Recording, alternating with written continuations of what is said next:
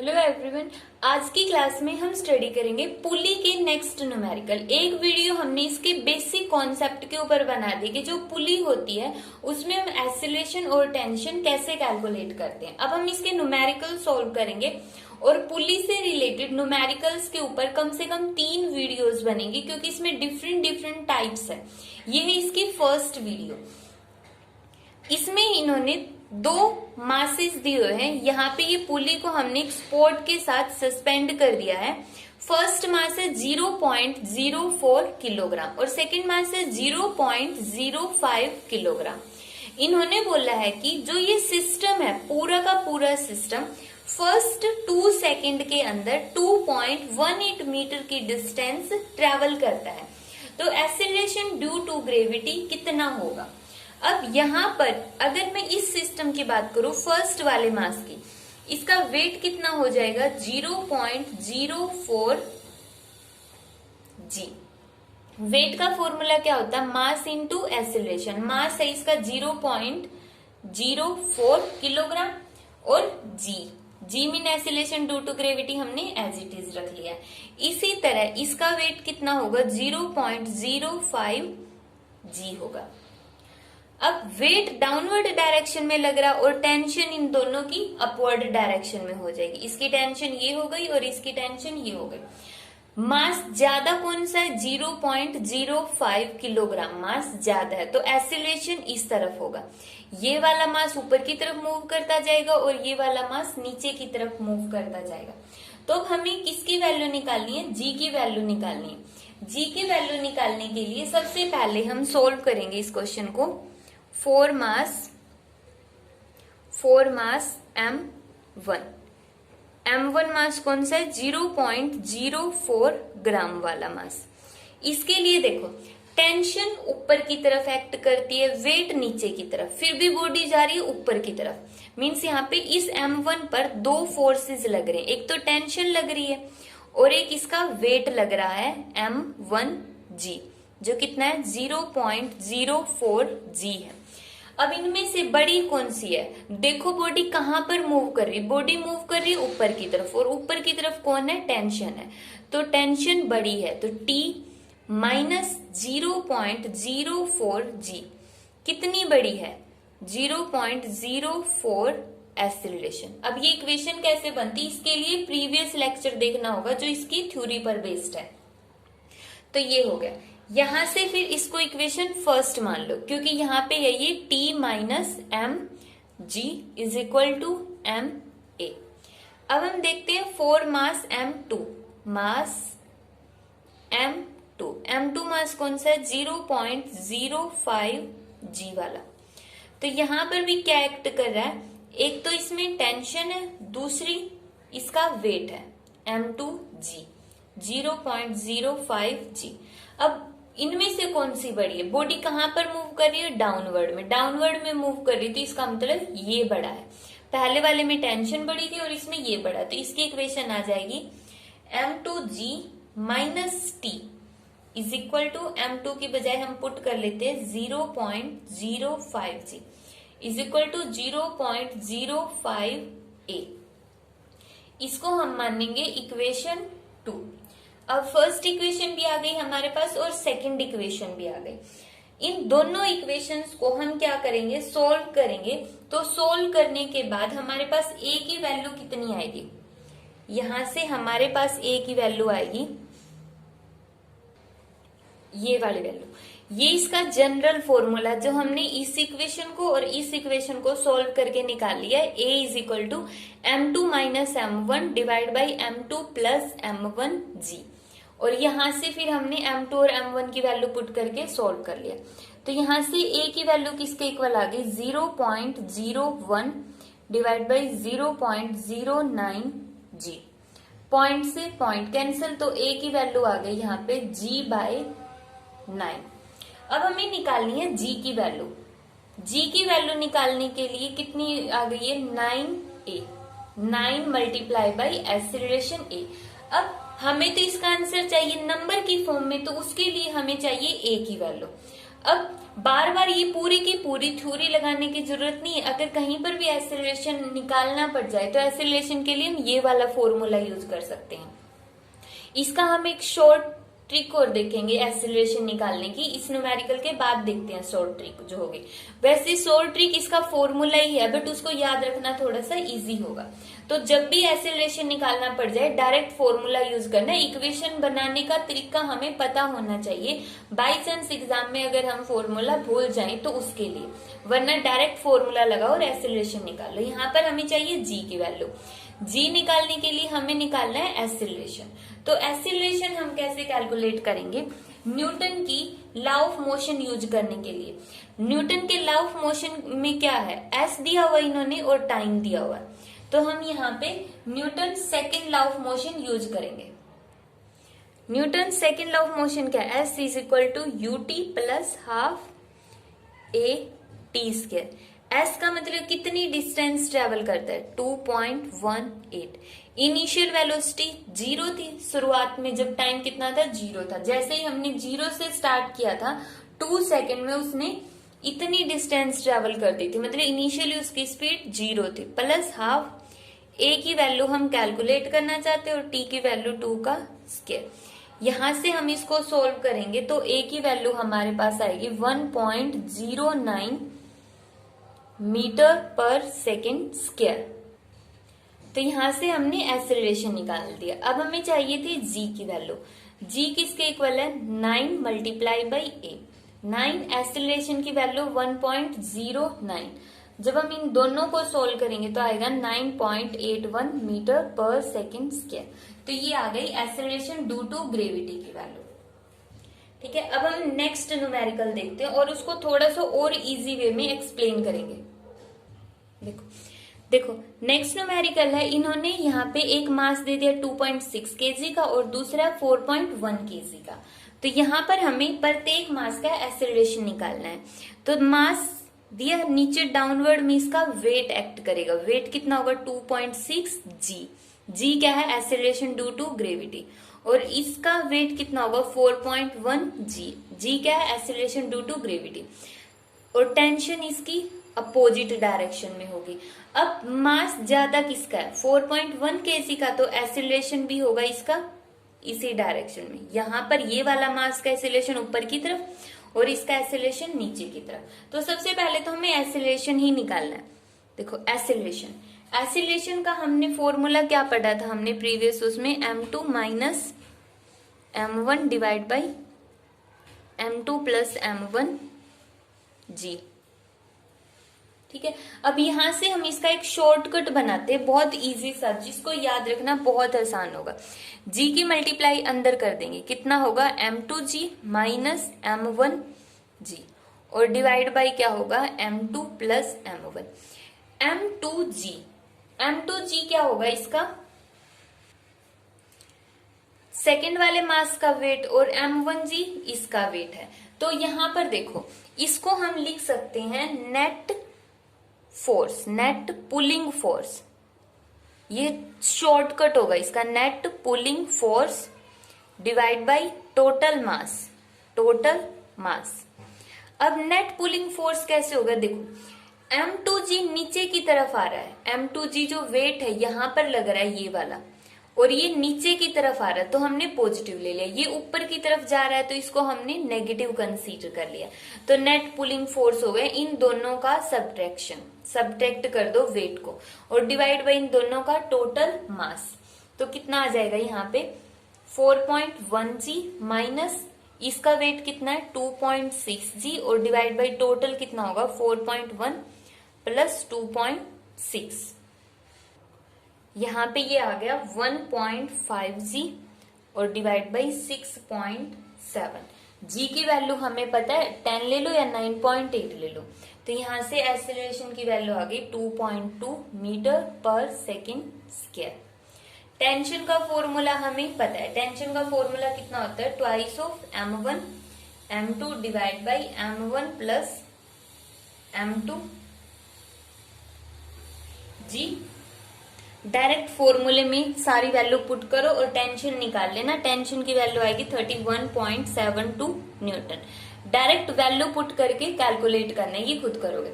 अब हम इसको समझने के लिए एक और एग्जांपल लेते हैं। तो यहां पर देखो ये 2 क्वेश्चन है, इनमें एसिलेशन निकालना, ऑप्शन भी दिए।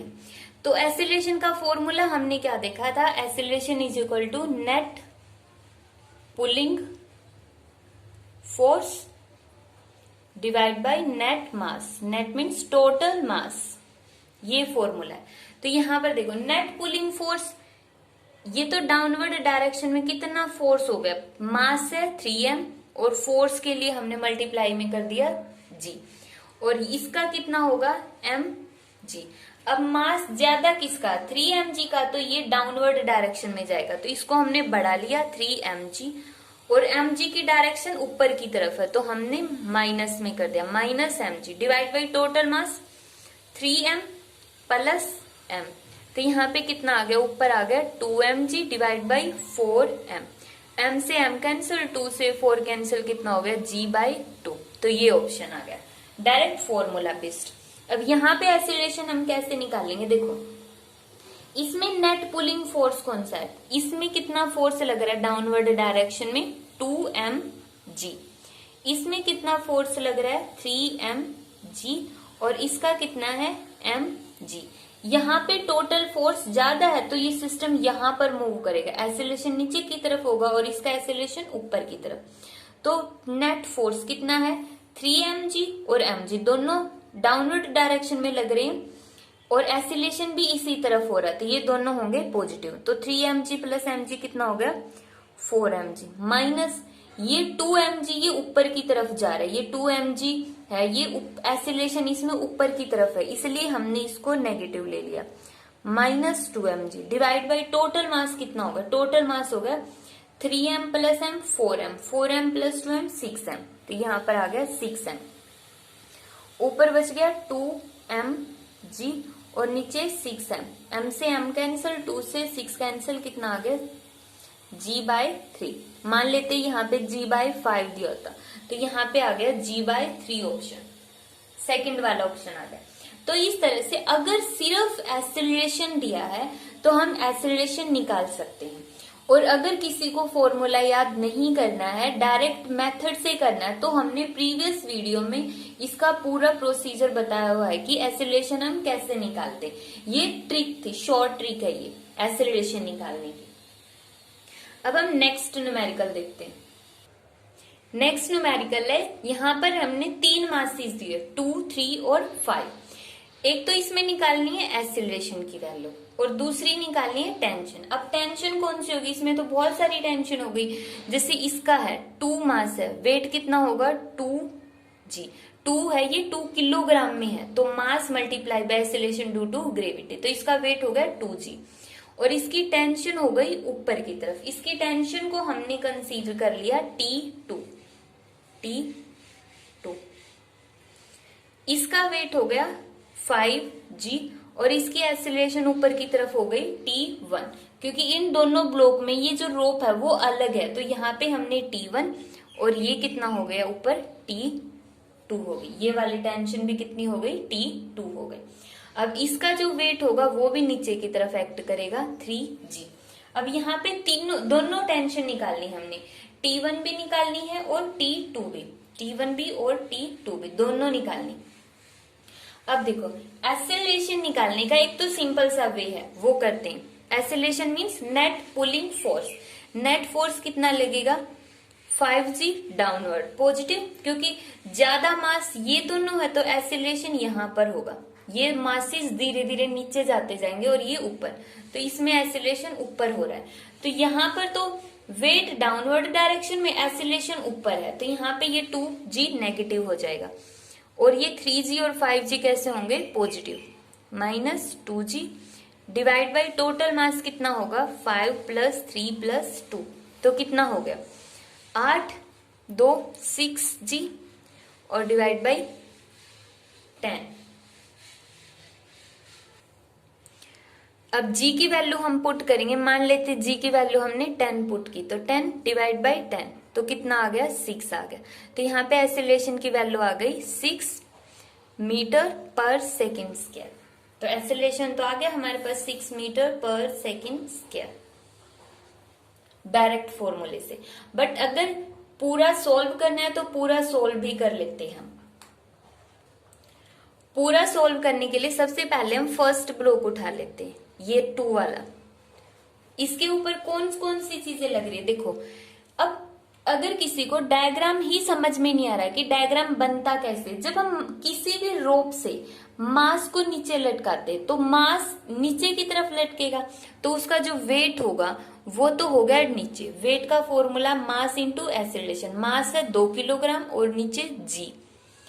अब जैसे ही मास नीचे खींचेगा तो वो जो स्ट्रिंग हमने ली, रस्सी ली है, उसमें खिंचाव आ जाएगा और उस खिंचाव का नाम हमने दिया है टेंशन। तो इसकी ये हो गई टेंशन, ऊपर की तरफ हो गई। अब रह गया क्या, इसमें एक एक्सीलरेशन भी तो हो रहा है।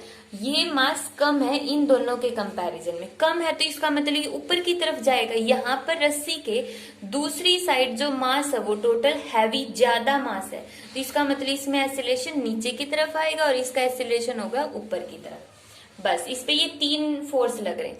सोल्व करो, देखो अगर एक्सीलरेशन होता ही नहीं, एक्सीलरेशन 0 होता कि हम बोल देते ये मास मूव ही नहीं कर रहा, तो इसका मतलब था टेंशन इज इक्वल टू थी 2g के इक्वल। बट अब हम बोल रहे बॉडी है वो ऊपर की तरफ जा रही है। ऊपर की तरफ कब जाएगी, जब टेंशन बड़ी होगी। तो टेंशन बड़ी है, कितनी बड़ी है, इतनी बड़ी है कि जैसे हमने ऊपर बोल दिया 5 न्यूटन फोर्स ऊपर लग रहा है, 5 न्यूटन फोर्स है, हम इसको ऊपर खींच रहे और नीचे 2 न्यूटन है, तो इसमें कितना नेट बच गया, 3 न्यूटन बच गया। यही चीज हमें करनी। इसको हम कैसे लिखेंगे, 5 newton minus 2 newton is equal to 3 newton. और ये 3 न्यूटन कहाँ पे जाएगा, एक्सीलरेशन प्रोवाइड करने में, क्योंकि फोर्स का फॉर्मूला क्या होता है, मास इंटू एक्सीलरेशन। तो यहाँ पे ऊपर की तरफ 5 न्यूटन था, लेकिन यहाँ पर ऊपर की तरफ है टी, माइनस नीचे जो वेट है, और यहाँ पे वेट कितना है 2g is equal to 3g। 3g मतलब जो एक्सीलरेशन दे रहा है, एक्सीलरेशन कितना इसमें a और मास है 2, तो इसमें हमने मान लिया 2a। इसको मान लो इक्वेशन फर्स्ट। अब हमने लिया सेकंड वाला ब्लॉक जिसका मास है 3 kg। इसका वेट होगा डाउनवर्ड में 3g, टेंशन होगी अपवर्ड में T2। एक्सीलरेशन ये हैवी है इस साइड वाले मास, तो एक्सीलरेशन होगा डाउनवर्ड डायरेक्शन में। क्या ये कंप्लीट हो गया, नहीं हुआ। क्यों नहीं हुआ, क्योंकि इसके साथ एक और रोप लगी हुई है। मींस इस मास के साथ नीचे एक मास और लटक रहा है एक स्ट्रिंग के थ्रू, तो उसकी टेंशन भी तो आएगी, और उसकी टेंशन कितनी होगी यहाँ पे T1। टेंशन इस तरह से होती है, मतलब अगर हम किसी चीज को पकड़कर खींचते हैं तो वो दोनों तरफ टेंशन ट्रांसफर होगी। जैसे हमने ये पुली ली है और इसके रस्सी हो गई। अगर हम ये बोले टेंशन हमने T2 ऊपर की तरफ दी है, तो ये जो पुली होगी इस टेंशन को वापस ट्रांसफर कर देगी नीचे की डायरेक्शन में T2। लेकिन इसको हम रिएक्शन को कंसीडर नहीं करते हैं, इसको हम आगे देखेंगे कि किस तरह से होती है ये। तो यहाँ पे जो नीचे वाला मास है ये T1 टेंशन से लगा हुआ है इस स्ट्रिंग से, और इसकी डायरेक्शन कहाँ पर है, ऊपर की तरफ है इस मास के लिए। M5 मास के लिए 5 kg मास है, इसके लिए तो टेंशन की डायरेक्शन ऊपर की तरफ है। बट हमने बताया कि ये टेंशन की डायरेक्शन दोनों तरफ होती है, तो यहाँ पर जो मास होगा 3 वाला, उसके लिए जो T1 की डायरेक्शन होगी डाउनवर्ड डायरेक्शन में होगी।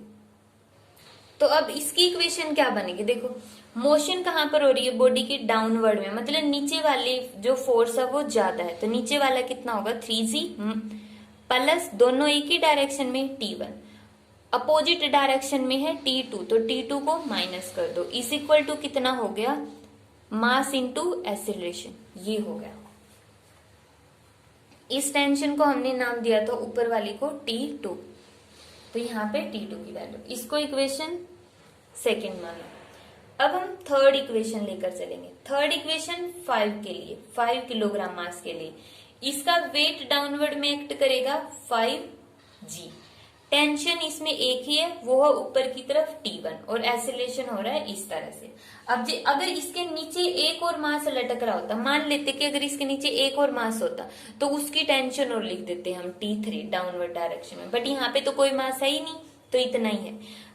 नीचे की तरफ मूव कर रही है तो इसका मतलब 5G बड़ा है। कितना बड़ा है, सब्ट्रैक्ट कर दो T1 से, कितना आ गया 5A आ गया।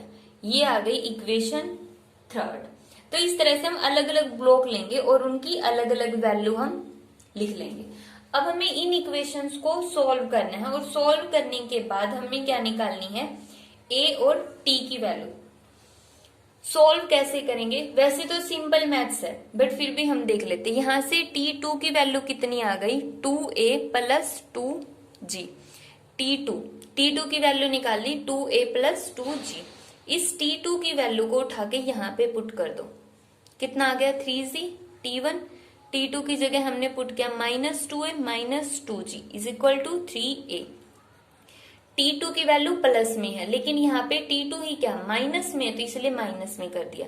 यहां से आ गया 3G प्लस T1। इसको उस साइड लेकर जाओ, 2A को उस साइड लेकर गए तो हो गया 5A और 2G माइनस का है 3G प्लस का, तो कितना बच गया, सिंपल ये वाली टर्म। अब देखो, अब हम इन दोनों को सॉल्व कर सकते हैं, यहाँ पे A आएगा A। अब हम इन दोनों को सॉल्व कर सकते हैं क्योंकि इनमें क्या है, G है, T1 है और A है। दोनों को क्या कर दो, ऐड कर दो, सिंपली एडिंग बोथ इक्वेशन, इन दो को ऐड कर दो। ऐड करने के बाद T1 से T1 कैंसिल, कितना आ गया 6G और यहाँ पे कितना आ गया 10A। तो A की वैल्यू कितनी आ गई 6G डिवाइड बाई 10। G की वैल्यू होती है हमारे पास 10, तो 6 multiply by 10 60 divide by 10 cancel, तो आ गया एसिलेशन इज इक्वल टू 6। जो एसिलेशन हमने छोटे से मेथड से याद कर लिया था कि वो net pulling force divide by total mass, वहां से एसिलेशन हमने बिल्कुल 2 सेकंड में निकाल लिया था। लेकिन इस मेथड से जब हम एसिलेशन निकालेंगे तो थोड़ा सा लेंथ ही पड़ेगा बट निकल जाएगा। तो ये एसिलेशन निकाल लिया। अब टेंशन निकालनी है। इक्वेशन टेंशन के लिए भी हमें सारी की सारी इक्वेशन बनानी ही पड़ेगी। तो अब हम टेंशन निकालते हैं। सबसे पहले हम देखते हैं T2 टेंशन, तो ऊपर वाले से निकल जाएगी। ये इक्वेशन याद रखनी है। यहां से देखो T2 टेंशन कैसे निकालेंगे, 2A की वैल्यू कितनी आई 6 प्लस G की वैल्यू कितनी है 10, तो कितनी आ गई 12 प्लस 20 तो 32 न्यूटन। तो सेकंड टेंशन T2 टेंशन किसके इक्वल आ गया, आंसर 32 न्यूटन के इक्वल आ गया। इसी तरह से हम T1 कैलकुलेट कर लेंगे। T1 कैलकुलेट करने के लिए हमने जो यहाँ पर इक्वेशन लिखी थी वो वाली देखो, क्या थी इक्वेशन, 30 माइनस नहीं plus T1 minus T2 is equal to 3A, ये थी। अब यहां से सारी वैल्यू पुट करो, 30 प्लस T1 निकालना है, T2 की जगह 32, 3A की जगह 6, तो T1 किसके इक्वल आ गया -2 और 18। अब इस माइनस को उस साइड लेकर जाओ, T1 इज इक्वल टू कितना हो गया 18 प्लस 2, 18 प्लस 2 किसके इक्वल आ गया 20 न्यूटन। तो इस तरह से हम इनके अंदर टेंशन निकाल सकते हैं। अब यहाँ पे कंफ्यूज मत होना कि ये दोनों हमने T2 क्यों लिए। जो यहाँ पर है इसको अगर तुम T2 मान लोगे तो दोनों को T1 मान लेना, बट ये याद रखना है कि जो पुली है, पुली के दोनों साइड वाली टेंशन हमेशा इक्वल होती है। तो दोनों साइड वाली टेंशन T2 और ये T2 इक्वल ही होंगी। अगर यहाँ पे T1 लिया तो यहाँ पर भी T1 आएगा।